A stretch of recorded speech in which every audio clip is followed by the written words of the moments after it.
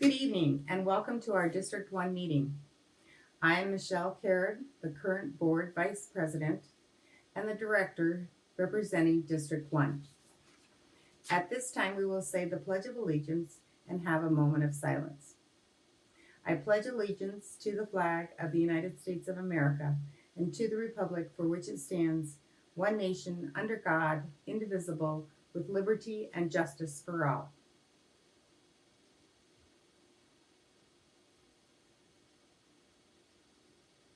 Thank you. I would like to appoint Bob Sweeten as our parliamentarian. During the past 12 months, DEA has seen great change. We have 6 new board members and a new CEO. We also have 4 member-focused committees working on policies, member liaison, finance, and the charitable foundation.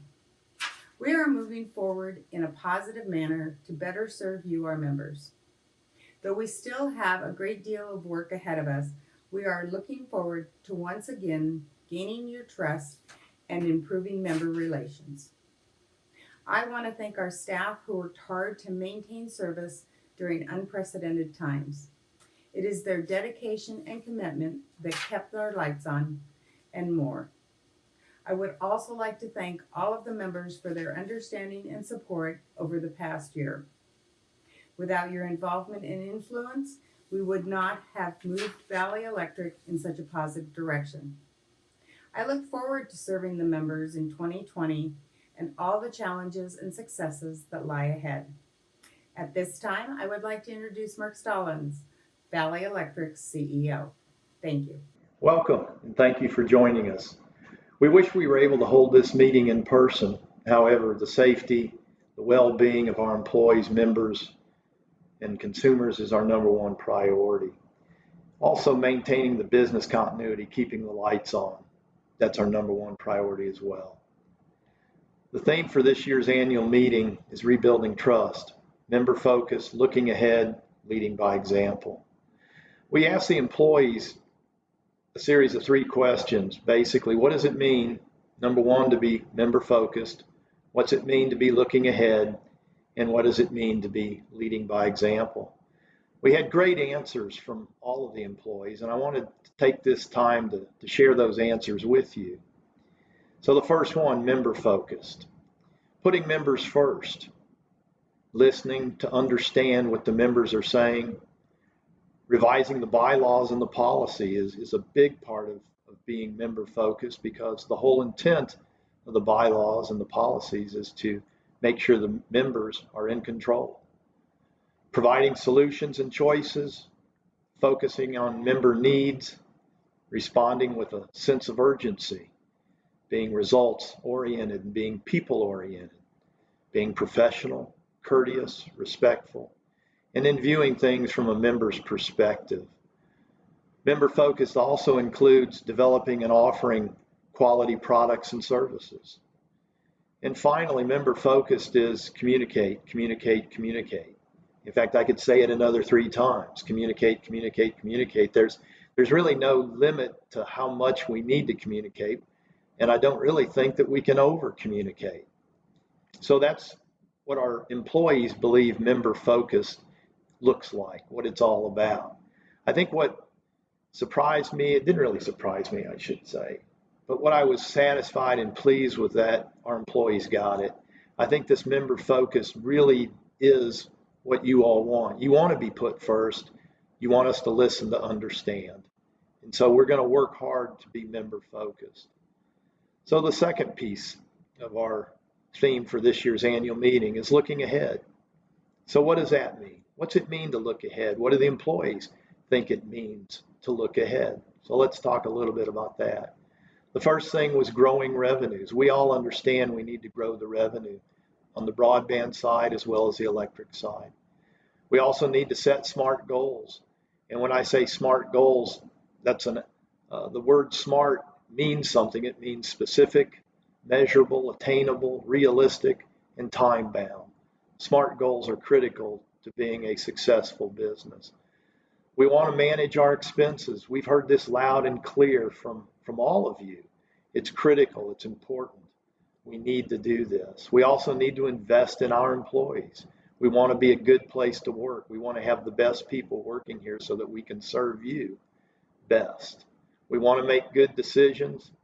We want to be continually improving, striving to be the best. As my dad always says, we want to plan our work and then we want to work our plan. So we want to be looking ahead, planning, knowing where we're going, have a mission, vision, work our values. Now, we don't want to just be short term. Planning for the short term is critical, but we also have to be looking out long term and planning for the long term. So we want to identify short term and long term business risk.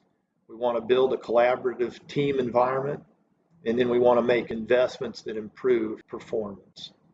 So looking ahead, it's another key part of building trust, of building relationships, of earning your respect and earning your trust. So what's the third part? The third part is leading by example. We need to do the right thing.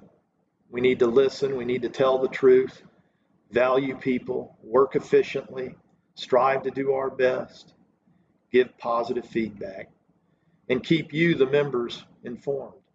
We want to always be positive and polite, even when it's trying circumstances. Having a positive attitude. We want to be visible. We want to do what we said we were going to do. And we want to set expectations and then follow through on those expectations and achieve results. We also want our employees to reach their full potential. We want to develop them so that they can serve you best. We want to be clear with responsibilities and accountabilities in terms of employees and how we work for you. If we want someone to care, then we're going to have to show that we care first. Leading by example is all about caring, listening, telling the truth, and valuing people, valuing our members. So it's, quite frankly, it's a heavy lift, but it's where we want to go. It's what we want to do. We want to build trust. We want to be member focused. We want to be looking ahead, and we want to be leading by example. One of the things we recently did with the board was we sat down and had a whole day of building our strategic goals, of brainstorming. We brought in a third party to help us with this. It was our banker. They didn't charge us anything. That's the best about this process. In partnerships, we can achieve and accomplish much with no cost. It's through partners. So what are our strategic goals? What did the board identify as our strategic goals in the coming 1, 2, 3 years? The first one, the one that jumped right off the plate, it jumped off of our analysis, it jumps off the members when I talk to them as well. The number one strategic goal is to build financial strength. We've made good progress on this in the last year. We want to create a culture of excellence. That's our second strategic goal. Our third strategic goal is we want to be the go-to energy partner. Quite frankly, when you go to third parties to get your power before you come to us, we don't want that to continue. We want to be who you talk to about your energy needs, but we're going to have to offer you products and services that you want so that you will come to us and ask us the questions on how you can reduce rates, how you can best provide energy, how we can best provide you with energy. We want to be the go-to energy partner, and we're going to make moves to do that. Number 4, we want to maintain system reliability. We want to do that safely. When I look at where we are today, probably our 2 top strengths are that our employees work safely. We've gone 18, 19, 20 months without a lost time accident. We've gone a long time. We work safe. That's a huge accomplishment. It's a fantastic accomplishment. We want to continue working safe. We have good reliability. When I look at the numbers on our reliability for the past few years, they've been good. So we want to maintain that. We want to keep that. And then last, we want to be the industry leader in member and customer satisfaction. Quite frankly, in order to do that, we have to do the first 4. We have to build financial strength. We have to create a culture of excellence. We have to become the go-to energy partner. And we have to maintain safe and reliable service if we want to achieve and be a leader in member and customer satisfaction. So these are the strategic goals. We're not saying we're there. We're saying we aspire to be there, and it's going to take some time. It's going to take time to build that culture to get to this financial strength we want to get to. We want to be your go-to energy partner. We don't want you to go to third parties. We'd rather you come to us, but we have to have products and services you want. So we are going to be looking at developing. We already are looking to develop those service and products that all of our members want. So those are the strategic goals. We look forward to building this organization into an organization that you can trust, that you can rely on, and that you can be proud of. At this point in time, I'd like to introduce Steve Morrison, Valley's Chief Financial Officer, and he will give you the report on our financial condition. From my perspective, it's a good report, and I look forward to him sharing it with you. Thanks, Mark. Hi, everyone.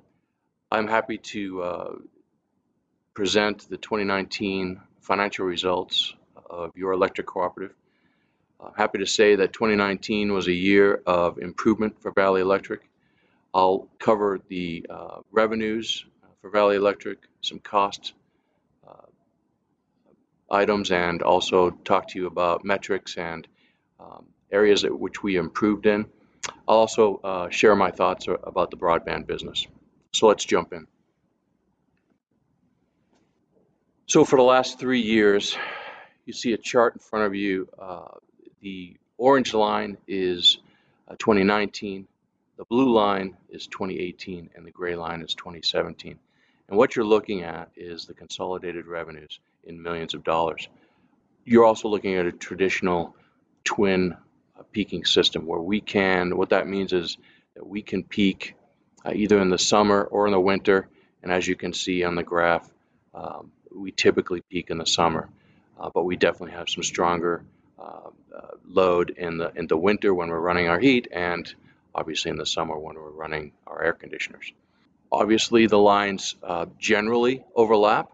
However, you can see last year in the orange line, stronger relative to the previous 2 years in January and February and March, or Q1. Not as strong during the summer months, certainly not as strong as 2018, and very strong in Q4 last year in terms of revenue, which for the most part is driven by weather patterns. So for example, if the weather is extremely hot in the summer, we'll see larger revenues in relation to other years or previous years. Also taken into consideration that 2019 for 3 quarters had a 9% rate increase. And so you would expect to see a higher orange line after that rate increase. However, we don't see a significantly higher one except for Q4 last year. Nonetheless, our revenues were stronger in 19 than they were in 18 or 17. 2018's revenues of almost $81 million, and 2019's revenues of just over $84 million, show about a 4% increase from one year to the next. Now, if you look at our revenues and what makes up our revenues in terms of which company participates in the revenues, Valley Electric, the electric distribution company, by far about 75% of the revenues come from the electric company. Our transmission company has slowed some considerably, obviously because of the asset sale a couple of years ago, but also because the construction projects for that company have slowed down. Our communications business, our broadband business, continues to grow, however. Looking just at the electric company for 2019 and what makes up the revenues for that business, more than half of our $65 million in revenue for the electric company came from our residential class. About $18 million came from our commercial and industrial customers. We have about $5 million of that $65 million came from our contract and where we sell contract power, and about $3 million came from our irrigation class. When we think about the improvements we made, while revenue certainly is important, we have to consider costs as well. And clearly there was work to do and has been work to do for some time. And I'm presenting here a breakdown of our controllable costs, our interest, tax, depreciation, amortization, and our power costs. And you can see that on the right, the costs per year have had been increasing for several years, and in 19 we returned back to basically 2017 or pre-2017 levels. Certainly in controllable costs we did. Our power costs, we shared this with you last year, but we exited a costly and increasingly costly purchase power contract. So we're in firm ground now with the current market-priced purchase contract that we feel great about. And so from a financial improvements perspective and a cash flow perspective, we have made great strides in putting Valley Electric on firm financial footing. The other thing that adds strength to our system is our electric sales. We have, over the past, from 2013 to 2019, we have grown in kilowatt hour sales by almost 6.5%. Most systems in the United States can't say that. And what drives that is not necessarily our individual homes, because each of our homes, as we buy new products and new appliances, etc., over time, those are more efficient and use less energy. And so individually, we're using less power than we ever have. However, the growth is really about the housing. And as new residents move into our service territory, we grow. And you can see that in our growth chart in the bottom. From 2013 to 2019, that total kWh sales has been growing. Our total consumers over since 2013 is at almost 12% growth rate.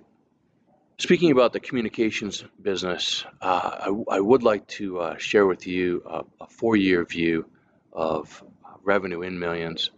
We're in year 5 now of a strong and growing business. We're pleased with our penetration rates. We're pleased with how many folks have taken advantage of our affordable high-speed broadband.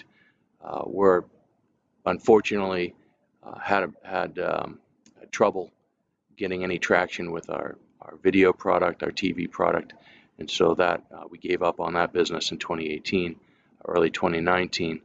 And however, you can still see our revenue improvement each year into what we're looking at now as a $7.5 million business, and we continue to grow. Looking at, and we hear a lot of, and have heard a lot of, the product mix in our communications business, and 21% of our product revenue comes from fiber, and the remaining 79 comes from our WiMAX product. The promise of fiber to the home, simply put, it was too expensive, and we've shared that in the past. Simply too expensive to execute on,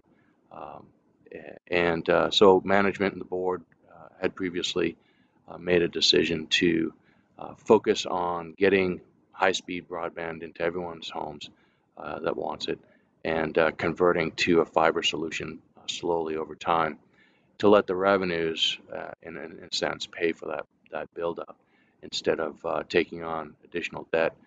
The entire build-out, unfortunately, takes a little longer when you take that path. So currently, we stand at about 10,150 subscribers. We added another 1,000 in 2019, and through our build-out strategy, we were able to generate a positive cash flow for this business, which is great news. In fact, with that positive cash flow, we were able to pay down almost $4 million of associated debt of the broadband company. So the communications business is getting stronger. Valley Electric continues to improve and get on solid footing. We look forward to a great 2020. Understandably, we're all going to struggle through the impacts of what COVID-19 has given us. We stand united with the community still, as I'm sure others have communicated. I second that, or add my voice to that, that we stand with you and financially supportive of our community as we try to move through this. Because this is a virtual meeting instead of a real live meeting where we would normally handle the door prizes and we would hand them out to you, we're going to do it a little differently this year. In order to be eligible for door prizes, you must be a member of the district. There's only one entry per membership, so please submit your name and an account number, your phone number, and your email address to doorprizes@vea.coop. If you do not know your account number, please include your service address. Entries will be accepted until noon tomorrow. Winners will be personally notified. So we hope all of you who submit for the door prizes, we hope you're pleased with the gifts, and we look forward to handing those door prizes out to you. In closing, please note that you have until May 20th at 9 a.m. to vote on the bylaws. The bylaw FAQ, frequently asked questions, and policies are on our website. The virtual annual meeting date is May 28th at 6 p.m. and member comments can be submitted on our website through May 15th at 5 p.m. So we welcome you to attend our annual meeting. Again, that date is May 28th and at 6 p.m. and it'll be a virtual meeting just like our district meeting. So hopefully you'll be able to attend. Take care and be safe. Thank you.